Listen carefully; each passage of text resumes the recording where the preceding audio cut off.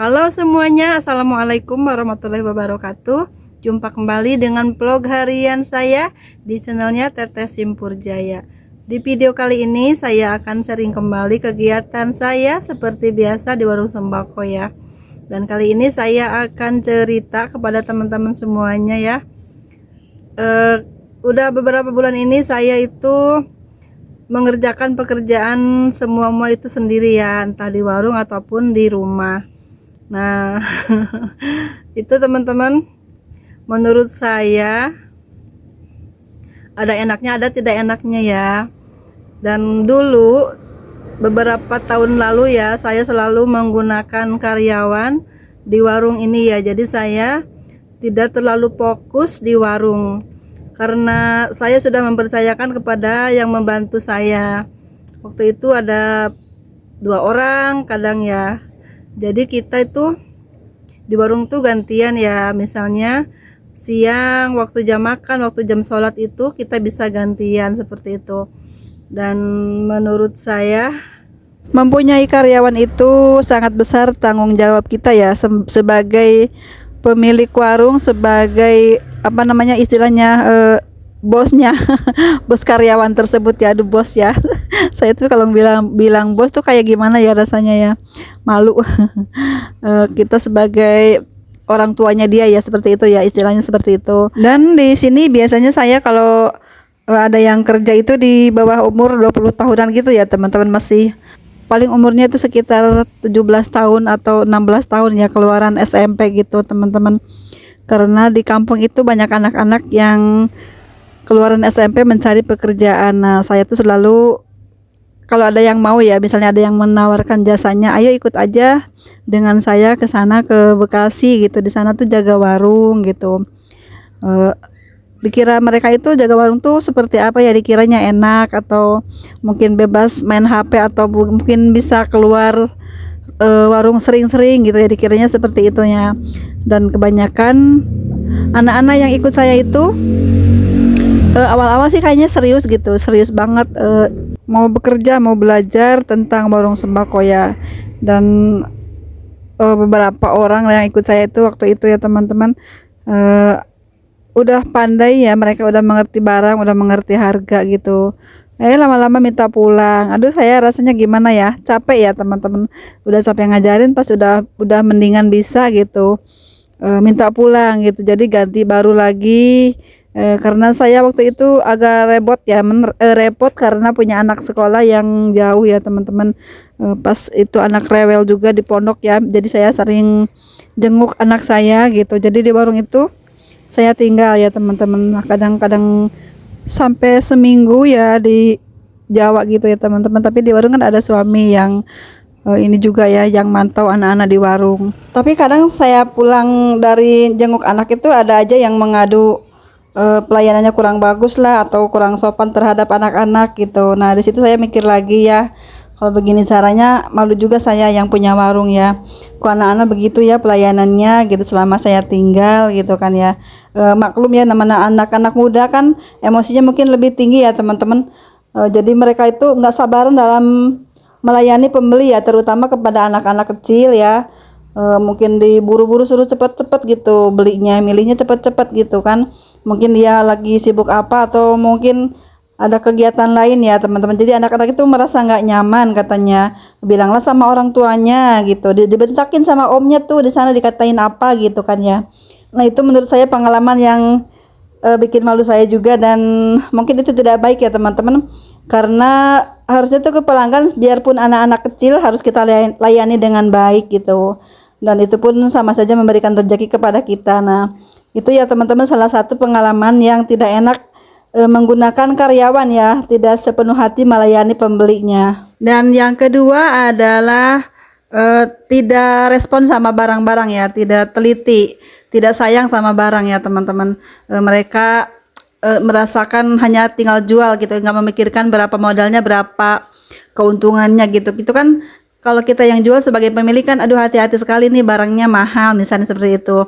Modalnya sekian gitu kan, capek kan kita nyari modal segini tuh, tidak mudah gitu ya. Kita benar-benar mengelola barang itu dengan sepenuh hati, dengan sangat sayang banget kalau nggak laku nih, buru-buru kita jual pertama yang belanjaan awal itu kita ya. Dan mungkin dari bumbu ataupun telur ataupun terigu ya, saya tuh mendapat beberapa barang saya yang rusak ya, itu sangat merugikan sekali. Dan yang ketiga, memiliki karyawan yang tidak mengenakan itu di saat karyawan sakit-sakitan teman-teman ya. Kita harus tanggung jawab memberikan supaya cepat sembuh ataupun merawatnya ya teman-teman, seperti itu. Dan itu kan tanggung jawab kita ya teman-teman. Misalnya dia tidak betah, mungkin kepikiran orang tua atau apa ya, jadi tidak semangat bekerja gitu, jadi makan nggak maunya di dalam kamar aja gitu kan.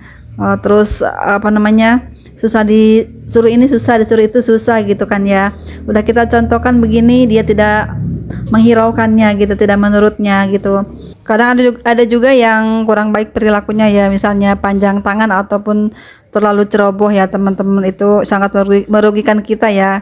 Belum tentu kita mendapat untung sebesar itu dan tiba-tiba barangnya rusak. Nah seperti itu, itulah salah satunya ketidakenaknya memiliki karyawan ya. Mereka itu kadang-kadang tidak mengerti bagaimana cara merawat barang itu dan cara memperlakukan barang tersebut seperti apa ya.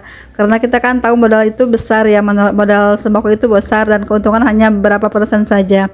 Jadi kita kalau yang punya itu lebih hati-hati gitu dalam mengelola barangnya, dalam membersihkan barangnya, dalam merawat barangnya, seperti itu ya teman-teman, supaya terlihat rapi dan tidak buluk, tidak berdebu misalnya ya. Kita dilap-lap atau bagaimana gitu kan. Masa iya sih setiap hari kita nyuruh-nyuruh yang bantuin untuk ayo dilap dong, seperti itu nggak mungkin kan ya. Harusnya sekali dicontohkan, sekali dibilangin, itu harusnya ngerti ya. Setiap hari itu seperti itu kerjaannya dia, itu beres-beres dan melayani pembeli. Nah seperti itu ya teman-teman.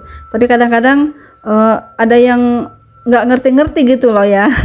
Sampai capek bilanginnya ya teman-teman ya. Itulah ya teman-teman, beberapa hal yang tidak mengenakan memiliki karyawan. Dan seterusnya yang sangat menyenangkan itu memiliki karyawan, itu kita bisa bepergian kemanapun dan kapanpun ya.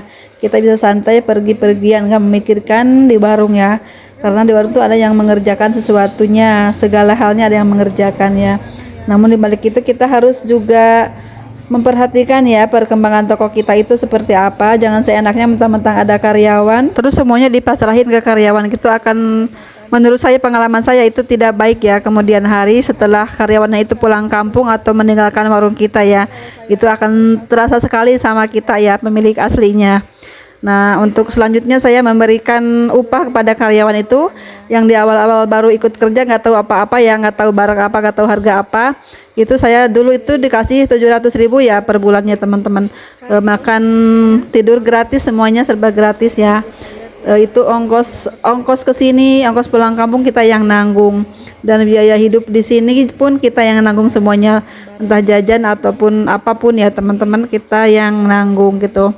Itu 700.000 itu bersih untuk upah dia sebulannya gitu ya. Kalau yang udah lihai, udah pandai gitu, udah tahu semua barang, udah tahu belanja, tahu apa gitu, kita bisa lebihkan ya teman-teman, di atas 1 juta ya mungkin ya teman-teman. Nah itu dulu, mungkin sekarang udah lebih dari itu ya teman-teman. Tapi kalau di saya itu perhitungannya itu uang bersih aja teman-teman. Mau makan berapa kali pun sama segitu upahnya ya. Mau makan, mau minum apapun, ngambil dari warung, terserah maunya apa gitu. Tapi jangan sampai melebihi batas ya, kita perhitungkan juga teman-teman. Misalnya bosnya minum Aqua, maaf menyebutkan merek, anak buahnya minumnya yang mahal misalnya, seperti itu ya. Aduh itu mah keterlaluan meren. Aduh ya begitulah ya teman-teman, namanya di warung sembako kita tahu sendiri modalnya itu seperti apa ya. Dan kita pun yang mempunyai modal ya tidak sembarangan mengambil barang-barang yang mahal tentunya ya. Kita mikir dulu ya, jangan bukannya pelit dalam makanan atau minuman ya, tapi kita harus perhitungkan juga teman-teman ya. Itu kan untuk dijual, sedangkan kita makan minum tuh di rumah sudah disediakan gitu ya teman-teman. Nah untuk hal liburan ya, hal liburan misalnya di sini tidak ada libur-liburan teman-teman di tempat saya, kecuali ada acara yang tidak bisa ditunda ya, baru kita bolehkan untuk keluar atau keluar rumah. Kecuali ya kalau misalnya yang udah lama kerja di sini ada acara tahun baru ataupun hari lainnya ya, misalnya ada temennya ngajak kemana, ngajak berwisata misalnya, saya bolehkan ya, tapi tidak sampai berhari-hari ya, paling lama itu sekitar 2 harian teman-teman, itu saya izinkan, tapi tidak sesering itu ya teman-teman. Kalau terlalu sering keluar itu menurut saya tidak baik ya, nanti kan banyak pengaruh-pengaruh dari luar. Misalnya saya sering beberapa pengalaman ya, anak-anak yang sering keluar itu malah tidak betah di warung saya, malah minta pulang dan minta pindah kerja gitu ya teman-teman ya. Mungkin dibanding-bandingkan dengan kerjaan lain, atau mungkin ngobrol dengan teman-temannya. Di sini anak-anak di sini nih bisa main HP terus, bisa main kemana-mana, mungkin seperti itu.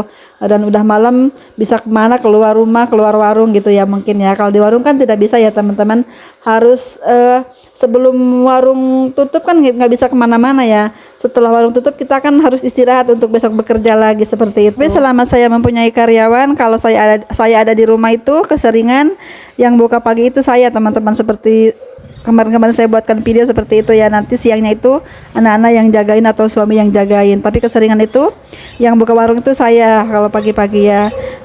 Kalau anak-anak tuh senangnya begadang teman-teman ya. Kalau begadang tuh lebih seru mereka itu ya. Tapi kalau untuk bangun pagi ya mungkin setelah sholat subuh itu mereka pada layah-layah dulu, tiduran dulu gitu. Nah itu dulu ya teman-teman yang saya dapat sampaikan kali ini ya. Mungkin ini bisa menjawab pertanyaan dari salah satu teman yang pernah bertanya seperti itu ya, ingin dibuatkan video tentang karyawan katanya ya. Itulah mungkin salah satunya jawaban saya ya. Semoga dapat dipahami. Kalaupun belum dipahami silakan boleh ditanyakan di kolom komentar ya teman-teman. Semoga ini menjadi pengalaman saya yang terbaik dan mudah-mudahan jadi pengalaman teman-teman semuanya juga ya, untuk kedepannya lebih hati-hati lagi dalam memilih karyawan yang membantu kita, dan harus lebih telaten lagi ya. Meskipun kita ada karyawan, kita tetap harus fokus kepada usaha kita ya, supaya tidak ada kerugian yang besar ya tentunya ya teman-teman. Tapi insya Allah teman-teman semuanya baik-baik ya, mempunyai karyawan yang jujur, yang amanah ya, insya Allah teman-teman ya. Itu hanya pengalaman saya saja, mungkin saya ini kurang apa ya, banyak kekurangan di sayanya ya, mungkin cara bisa mempatahan gitu ya kabararudak numan tuan gitu, ataupun mungkin dari saya kurang suguhna meren gitunya aduh ngomong jadi kamana ya ngobrol nanya ya, pokoknya itulah intinya ya teman-teman. Mungkin dari kita juga, kita harus introspeksi diri juga ya, kenapa anak-anak tidak betah, kenapa anak-anak bekerjanya seperti itu ya. Itu harus jadi pemikiran kita juga, jangan selalu menyalahkan orang lain ya, itu tidak baik ya. Harus introspeksi diri juga teman-teman semuanya ya. Itu pengalaman saya saja, dan itu sharing saya saja teman-teman ya. Harap maklum dan mohon maaf jika banyak kesalahan ataupun kata-katanya tidak tersusun rapi dan kurang dimengerti ya, harap maklum ya. Terima kasih semuanya ya, dan tetap mohon dukungannya ya dari teman-teman semuanya supaya channel ini lebih berkembang lagi. Jangan lupa ya like, komen juga subscribe-nya ya yang belum ya. Terima kasih teman-teman selalu menyaksikan, selalu mendukung, selalu mensupport channel saya ya. Dan yang belum subscribe, saya mohon subscribe-nya ya. Nah seperti itu ya teman-teman video saya kali ini. Terima kasih sudah menyaksikan video saya sampai selesai. Sampai jumpa di video selanjutnya. Assalamualaikum warahmatullahi wabarakatuh. Bye.